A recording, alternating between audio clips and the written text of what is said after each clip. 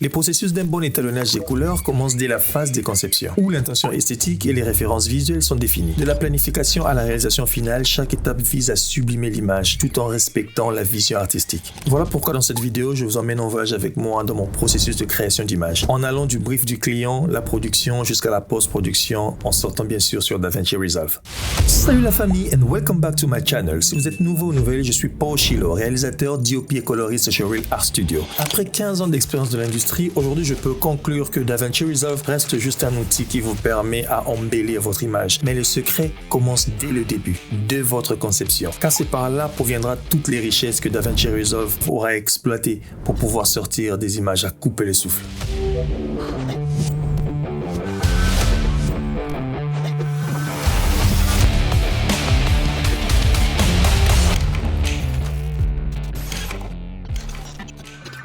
Comme on l'a vu dans la vidéo précédente, ici il est question de parler de mon processus d'étalonnage, où je tire mes idées, comment je fais pour étalonner, qu'est-ce qui motive mes étalonnages, qu'est-ce qui motive mes gradings aussi, si on peut le dire. La fois dernière, j'ai donné l'exemple de Jimbo Energy, où j'ai dévoilé mon arbre nodal, mais tout en vous signifiant que cela dépend des projets. Vous n'êtes pas obligé de copier exactement ce que moi j'ai eu à faire dans la vidéo précédente pour pouvoir l'appliquer dans votre projet, sauf si vous allez dans la même direction. C'est comme aujourd'hui, dans ce projet, nous verrons qu'il y a déjà une différence entre mon arbre nodal précédent et celui-ci. Alors sans plus tarder, on parle du client. J'ai été contacté par AG Partners Publicis, en quelque sorte, pour pouvoir travailler sur le projet Yoka Pimbo, la phase 2, où il est question de mettre en valeur la nourriture locale. Alors, dès que j'ai entendu parler de ça, directement, je sais qu'on parle des éléments culinaires. J'aime bien manger, j'espère que vous aussi. On voit le film qui commence par une mère très joyeuse en train de préparer les aliments pour accueillir ses enfants. On voit comment le père et la mère sont contents de recevoir les enfants qui ont grandi, qui se sont mariés, d'autres qui ont des enfants bien sûr. Et on voit comment le père parle à sa femme, la maman qui aime bien faire la cuisson pour ses enfants. On la voit comment elle prend son temps à bien préparer, les aliments, à bien les assaisonner pour pouvoir accueillir ses enfants et ses petits-enfants qui allaient venir manger en famille parce que ça datait longtemps qu'ils ne se sont pas vus. Dès que j'ai reçu ce brief, j'ai directement flashé sur un point essentiel, la qualité de l'image. Pourquoi? Parce que là, on parle de la nourriture. Il s'agit de montrer des aliments, il s'agit de montrer une vie très saine d'une certaine manière. Parce que quand on parle de nourriture, on parle de la santé. Et quand on parle de la santé, tout doit être pur tout autour de l'image, de ce qui devait se présenter. Et dès que j'ai eu ce brief, directement, je pense à un film, à une série en l'occurrence. Et c'est quoi? C'est Blackish. Je ne sais pas si comme moi, vous aimez aussi la série. Blackish, à part les blagues, puisque c'est une série comédie, mais j'aime surtout la pureté de l'image. Si on regarde Blackish, on regarde à quel point les images sont pures. Le blanc reste blanc, le noir est noir, le blanc. Chaque couleur respecte sa fonction. Ou respecte sa tonalité, si on peut le dire. Si on va directement sur Blackish, on peut même voir à quel point tout est fait pour être clair. Les éléments blancs restent blancs, les bleus restent bleus. On regarde même le meuble qui est là derrière, à quel point quand c'est blanc, c'est épuré. Et ça, c'était la vision que j'avais pour ce film. Je voulais avoir quelque chose de pur. Quand on regarde l'image, on sent que le blanc reste blanc, la peau est bien définie. C'est comme sur la référence que nous verrons là, on est dans la cuisine, où on sent que les meubles là derrière restent blancs.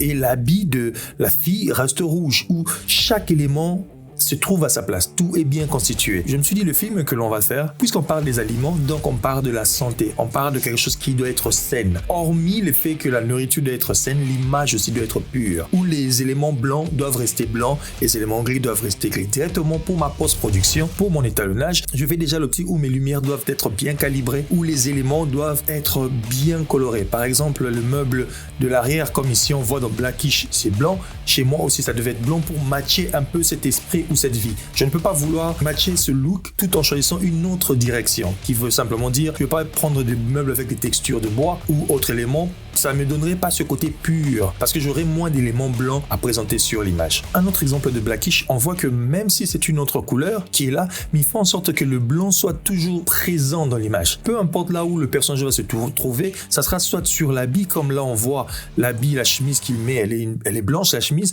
mais il y a un mur bleu, mais aussi un mur blanc, pour justement sortir ce côté pur. La pureté vient dans les éléments qui sont clairs et qui sont blancs, en quelque sorte. Et cette autre image encore nous le montre, où on a plusieurs couleurs cette fois-ci, à part que le mur qui est un peu grisâtre derrière, mais on garde quand même la chemise blanche du boss qui est assis sur la table, les chaises sont blanches aussi, Bon, lui, on l'a déjà vu, en l'occurrence, sur le plan précédent, mais on remarque que la plupart des éléments sont blancs pour pouvoir justement amener ce côté pur, soigneux et vraiment très froid d'une certaine manière. Soit dit en passant, même sur un plan où il y a moins de blanc, même sur un plan où on n'a pas un mur blanc ou autre chose, mais il faut en sorte que nous ayons toujours des références sur la chemise qui est là à l'intérieur de ce personnage, ou même la chemise de notre personnage principal, afin de pouvoir avoir toujours un élément blanc pour être une référence visuelle sur ce qu'on serait en train de regarder.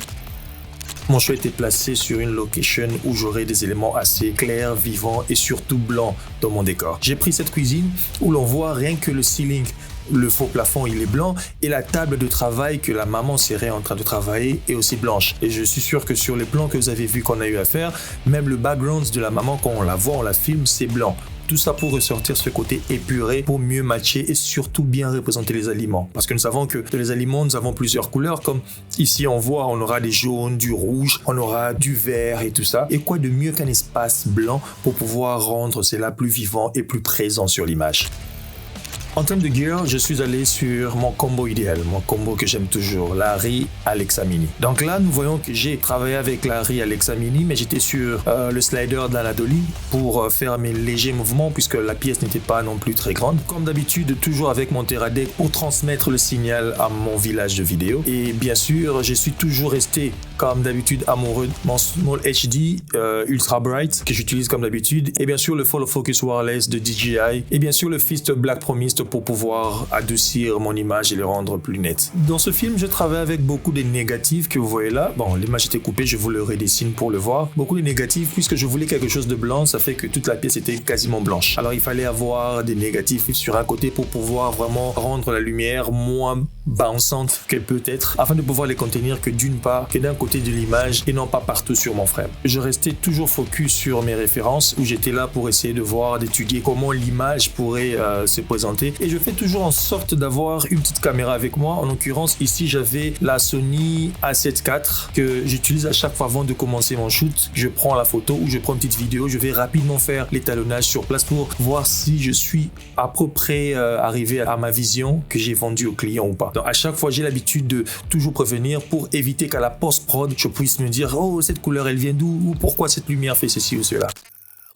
Ça, c'est mon image, la photo que j'ai prise sur place avant de shooter, c'est pas le grading. Mais déjà là, on remarque tout ce dont j'étais en train de parler, avoir le meuble blanc derrière pour pouvoir justement sortir le côté épuré et la table qui sera blanche devant mon personnage. Déjà aussi pour rebondir la lumière sur elle, mais pour ressortir tout ce qui sera placé par-dessus. Donc là, nous voyons déjà comment tout se prépare. Si on rentre dans la présentation, dans la partie look and feel du film, nous pourrons même voir déjà, comme je disais, la lumière jouera un rôle très important dans notre film car elle va nous permettre de bien différencier les éléments et séparer notre acteur avec les éléments du fond. Lorsqu'on lit ces traitements, directement, l'on peut voir ce que j'essaie de transcrire sur cette image. Cette image où l'on voit déjà la fenêtre qui est de ce côté et la lumière qui traverse, qui vient dessiner là. Comme je disais, je vois la lumière blanche qui traverse la fenêtre, qui décore pour mieux séparer le personnage. On peut mieux voir ça sur sa silhouette là, voir la partie qui est sombre, le rôle que joue cette lumière par la silhouette que ça donne à la maman de ce côté. Parce que j'avais mis un grand flag noir là pour arrêter toute la lumière qui bounce de ce côté revenir sur elle et afin de la détourer par la lumière du soleil qui va entrer de l'autre côté par la fenêtre. Comme vous me connaissez déjà, je travaille souvent avec les booklights.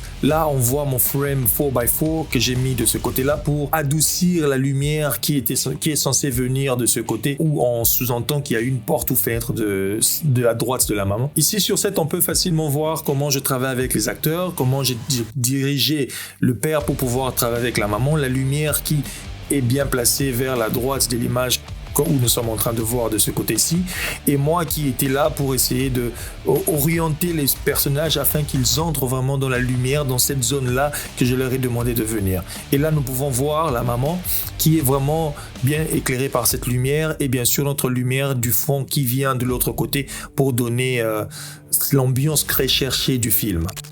Là, on est sur Resolve. Après avoir eu des références, après avoir travaillé sur la production, maintenant on y va chez Resolve. Et ici, ce n'est pas pour changer l'image, mais c'est pour bonifier ce qu'on vient de faire. C'est pour bonifier ou pour accomplir la vision du réalisateur, en l'occurrence moi, pour pouvoir matcher ce dont j'ai promis au client avec le produit final. Et comme je vous avais expliqué dans la vidéo précédente, ma manière de travailler dans DaVinci, c'est très simple. Je regroupe d'abord tous les rushs qui se trouvent dans une même zone, supposons en intérieur ou en extérieur, afin de pouvoir toucher plan par plan, puis faire un grading général. On part d'abord sur un fichier RAW, où ici, on sent déjà notre lumière qui provient de ce côté-ci, et surtout nos éléments blancs qui figurent toujours dans la scène, le meuble là qui sont derrière. Et même si je prenais notre plan, nous verrons que le blanc est vraiment bien représenté là derrière, et nous avons notre lumière qui provient de la fenêtre pour venir éclairer ce coin du meuble, donc qui veut dire là, et afin de détacher notre maman qui regarde son mari, j'allais dire le papa, et le mari bien sûr qui parle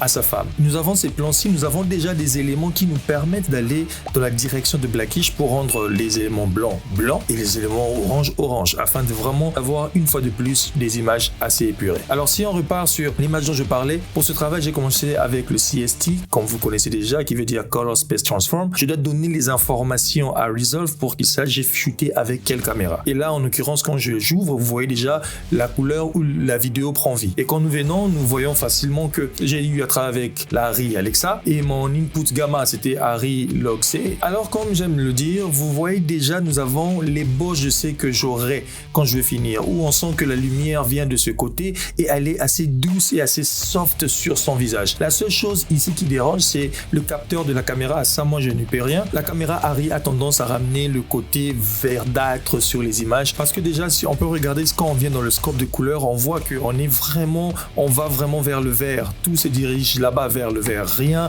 n'est au milieu, rien n'est au centre. Ça, c'est la caméra Arri. Pendant que la caméra Red, il y a plus du rouge quand on filme avec cette caméra-là. Quand je finis cette étape où je mets d'abord mon CST, je repars maintenant dans le projet pour essayer de commencer à travailler. Comme d'habitude, je commence toujours avec mon exposition où j'expose. C'est vrai que là, c'est surexposé, ne vous inquiétez pas, ça va descendre. Avant tout, je surexpose d'abord sans pour autant m'occuper du white balance de mon image. Et bien sûr, je mets après le glow. Le glow pour pouvoir, comme je vous ai expliqué la fois dernière, assombrir un peu l'image et rendre encore plus soft visuellement. Et après, je vais sur les white balance pour travailler sur les couleurs. Dès que je les active, vous sentez déjà comment on quitte de ce vert là et on commence à voir le ton blanc. Et on peut même le remarquer ici sur le white balance que nous sommes rapprochés vers le centre de l'image ou le centre de la couleur où on est vraiment assez pur, où le gris reste gris et chaque couleur retrouve sa place. Quand je le désactive, on revient sur notre zone. Et après, ce qui suit, c'est la vignette, le masque, le out et le in, comme j'aime faire pour donner plus de présence sur ce que je veux que les gens puissent regarder, sur